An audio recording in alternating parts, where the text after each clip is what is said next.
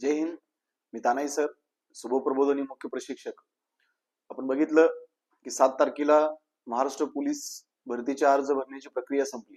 महाराष्ट्रातून विविध विभागामध्ये आणि विविध जिल्ह्यामध्ये भरपूर अर्जांची संख्या गेली आणि आता अर्ज झाल्यानंतर बऱ्याच मुलांचे मेसेज आणि फोन आहेत की सर ग्राउंड कधी होईल, कुठल्या जिल्ह्याचं कोणत्या पद्धतीने ग्राउंड होईल, कुठल्या तारखेला ग्राउंड होईल, कुठल्या महिन्यामध्ये ग्राउंड होईल.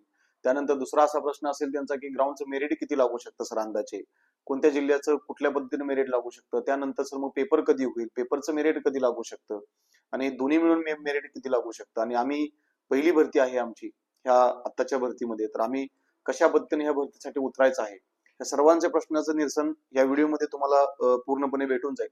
खरं तर हा व्हिडिओ सुरुवातीपासून शेवटपर्यंत पहा, मगच तुम्हाला समजेल की ग्राउंड कोणत्या महिन्यामध्ये होणार आहे, पेपर कोणत्या महिन्यामध्ये होणार आहे, दोन्ही मिळून ग्राउंडचं मेरिट कशा पद्धतीने लागेल आणि दोन्ही मिळून मेरिट फायनल कशा पद्धतीने कुठल्या जिल्ह्यांचं असणार आहे हे या व्हिडिओमध्ये पूर्णपणे मी सांगण्याचा प्रयत्न करेन.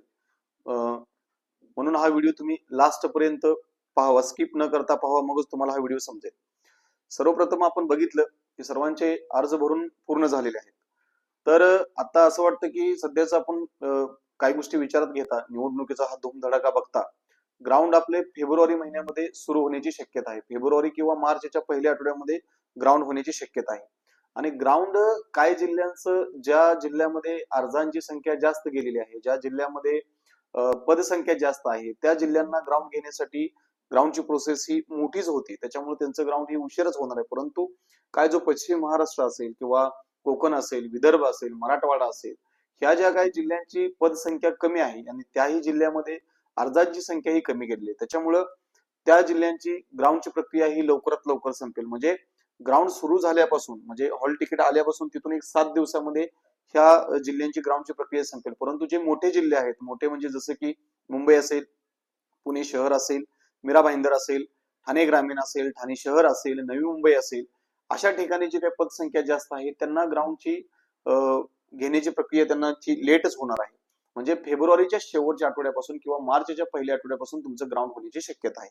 दुसरं, ग्राउंड झाल्यानंतर सर ग्राउंडचं मेरिट कसं लागेल, मग आम्ही ह्या जिल्ह्यामध्ये अर्ज भरलेला आहे, आम्ही त्या जिल्ह्यामध्ये अर्ज भरला आहे. मी तुम्हाला एक पाठीमागच्या वर्षीचा एक अंदाज सांगू शकतो की आपण बघितलं पाठीमागची भरती ही ऐन पावसाळ्यात भरती झाली. पावसाळ्याच्या वेळेस भरती घेतली तरी सुद्धा ग्राउंडचा रेशो हा त्याच पद्धतीनं होता की ज्या पद्धतीनं जसा दरवर्षी असतो तशा पद्धतीनं ह्याही वर्षी तशाच पद्धतीने असणार आहे. म्हणजे ज्या मुलांचं ग्राउंड 40+ आहे ते सेफ मुलं आहेत. मग ते कुठल्या तरी समांतर आरक्षण प्रवर्गातून अर्ज करत असतील तर ते सेफ असतील, मग तिथे जास्त जागा असतो किंवा कमी जागा असतो. दुसरं काय, जिल्ह्यांची पदसंख्या कमी आहे त्या जिल्ह्यामध्ये तयारीतलीच मुलं उतरली. तयारीतली म्हणजे जसं की ज्या मुलांचं 43, 45, 47, 50 पैकी 50 ग्राउंड आहे, अशीच मुलं त्या भरती प्रक्रियेमध्ये त्यांनी अर्ज केलेला आहे. ग्राउंडचं मेरिट लागण्याची शक्यता ह्या वर्षी जसा विचार करायला गेला तरी हायच लागेल. म्हणजे हाय असं लागेल की बाबा मागच्या वर्षी पावसाळ्यात ग्राउंड झाला त्याच्यामुळे कुठेतरी रेशो एखाद दुसऱ्या मार्काचा कमी जास्त झाला होता.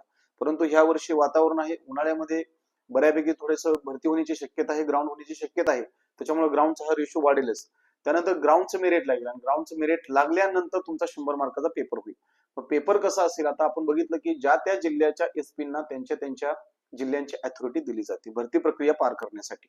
म्हणजे जसं की एखाद्या जिल्ह्यामध्ये पदसंख्या कमी असेल आणि अर्जाची संख्याही कमी असेल तर ते त्यांच्या त्यांच्या लेवलला भरती प्रक्रिया पार पाडत असतात. म्हणजे ग्राउंड झाल्यानंतर लगेच 6 ते 7 दिवसात ग्राउंडचं मेरिट लावून लगेच मग तिथून पुढे थोडाफार 10 किंवा आठवड्याचा वेळ देऊन लगेच भरती पेपरची प्रक्रिया सुरू करतात. ग्राउंड क्वालिफाय झाल्यानंतर पेपर होईल आणि पेपर झाल्यानंतर तुमचं टोटल मेरिट लागेल.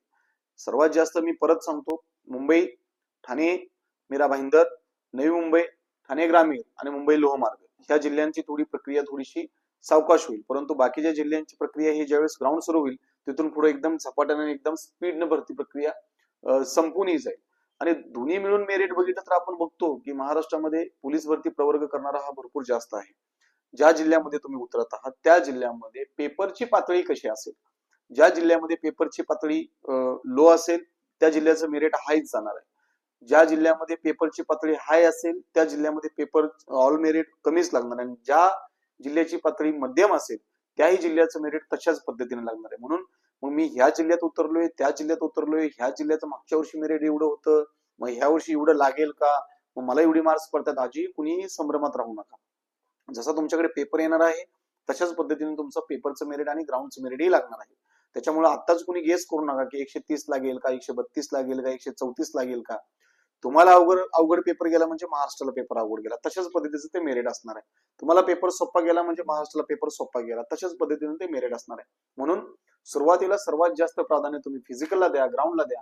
तुम्हाला तुमच्या कास्टपेक्षा 2-3-4 मार्क कशी ग्राउंडला प्लस राहतील ते तुम्हाला पुढे ऍडव्हान्स राहणार आहेत पेपरसाठी. त्याच्यामुळे पहिलं ग्राउंडला प्राधान्य द्या. आणि एकदा का ग्राउंड तुमच्या पद्धतीने किंवा तुमचं जे ग्राउंड तुम्ही प्रॅक्टिस करत असताना किंवा फिजिकल टेस्ट देत असताना जे तुमचा रेशिओ येत होतो, म्हणजे तो 41 असेल, 43 असेल, 45 असेल, 47 असेल, असा जो रेशिओ येतो तोच तिथं रेशिओ ना, म्हणजे तुम्हाला अभ्यास करायला इंटरेस्ट येईल. आणि अभ्यास काय, शेवटी 100 मार्काच्या पेपरमध्ये पॅटर्न वाईज पेपर राहणार आहे. प्रत्येकाला माहिती आहे 25-25 मार्काचा पॅटर्न आहे. आणि फायनल मेरिट जसं तुम्हाला पेपर जाणार आहे, योग्य जागा ज्या जिल्ह्याचा जेवढ्या जागा आहेत त्या जागेनुसार त्याचं फायनली मेरिट लागणार आहे. कुणीही कुठल्याही संभ्रमात राहू नका. आणि जे नवीन भरती प्रक्रियेसाठी ह्या पहिल्याच वर्षी त्यांनी अर्ज भरलेला आहे त्यांच्याही माहितीसाठी सांगतो, तुम्ही योग्य जिल्हा 100% निवडलेला असाल तुमच्या अभ्यासानुसार, परंतु तुम्ही सर्वात जास्त बेस्ट तुमच्या ग्राउंड वरती द्या. आणि ग्राउंड झाल्यानंतर तुमचा 100 मार्काचा पेपर होणार आहे. आणि हे जे 4 जिल्हे सांगितले त्या 4 जिल्ह्यामध्ये जो प्रवर्ग उतरला आहे, जी संख्या उतरली आहे, त्यांना हा थोडासा मला वाटतं कदाचित तिथून पुढे 3 ते 4 महिन्याचा कालावधी लागेल. परंतु विदर्भ, मराठवाडा, कोकण आणि पश्चिम महाराष्ट्र ह्या जिल्ह्यामध्ये ज्या मुलांनी अर्ज भरले त्यांनी इथून पुढे लक्षात ठेवायचं की आता हा डिसेंबर अखेर सुरू आहे, जानेवारी आणि फेब्रुवारी म्हणजे 2 ते 2.5 महिन्याच्या कालावधीमध्ये तुमच्याकडे पेपर पर्यंत जाण्याचं आहे. म्हणून आपलं योग्य मॅनेजमेंट करा, योग्य प्लॅन आखा आणि त्या दिशेने आपला प्रवास करा. जरी कुणाला काही अडचण असेल तर डिस्क्रिप्शन बॉक्समध्ये माझा नंबर देतोय मी. थोडंसं ह्या कामानिमित्त जास्त व्हिडिओ तयार करता येत नाही, परंतु मी आता वेळ देण्याचा प्रयत्न करेल. डिस्क्रिप्शन बॉक्समध्ये मी माझा नंबर देईल, मला कधीही कॉल करा. धन्यवाद, भेटूया लवकरच.